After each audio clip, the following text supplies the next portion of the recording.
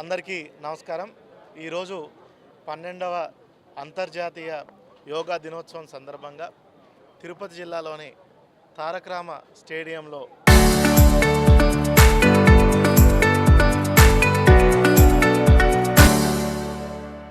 పెద్ద ఎత్తున సుమారుగా 10,000 మందితో మనము యోగాంధ్ర కార్యక్రమం నిర్వహించడం జరిగింది. ఈ కార్యక్రమంలో ప్రజాప్రతినిధులు, పిల్లలు, కాలేజ్ స్టూడెంట్స్, యూనివర్సిటీ స్టూడెంట్స్తో పాటు ఆల్ ఎంప్లాయీస్, అదేవిధంగా సివిల్ సొసైటీ, ఎన్జిఓ మెంబర్స్ అందరూ కూడా కలుపుకొని అందరిలో కూడా అవేర్నెస్ క్రియేట్ చేసే విధంగా ఈరోజు ఈ కార్యక్రమాన్ని పెద్ద ఎత్తున చేపట్టడం జరిగింది. ఏదైతే ఈ సంవత్సరం థీమ్ ఉందో యోగా ఫర్ హెల్దీ ఏజింగ్ని పెద్ద ఎత్తున అందరికి కూడా అవేర్నెస్ క్రియేట్ చేయడం జరిగింది. యోగాని మన జీవితంలో ఒక డైలీ రొటీన్ కింద చేసుకున్నట్టయితే ఖచ్చితంగా లైఫ్ ఎక్స్పెక్టెన్సీ పెరిగి దట్టు ఒక హెల్దీ లైఫ్ అనేది కూడా ఉంటుందనేది చాటి చెప్పడానికి ఈ కార్యక్రమం చేశాము.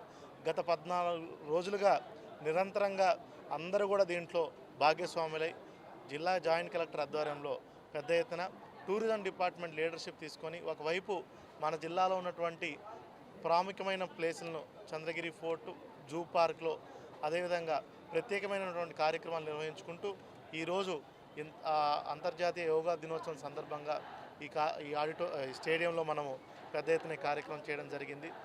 మీడియా మిత్రుల ద్వారా ప్రతి ఒక్కరికి తెలియజేసేది ఏంటంటే ప్రజలందరూ కూడా డైలీ రొటీన్లో ఒక 45 మినిట్స్ యోగా మెడిటేషన్ మీ డైలీ రొటీన్లో భాగస్వామిగా చేసుకున్నట్టయితే ఖచ్చితంగా మనము ఏదైతే దీర్ఘకాలిక సమస్యలు, అదేవిధంగా డిప్రెషన్, అదేవిధంగా వీటన్నిటికీ దూరమై ఒక హెల్దీ అండ్ హ్యాపీ లైఫ్ ఉంటుందనేది కూడా మీ ద్వారా అందరికి కూడా తెలియజేయడం జరుగుతుంది.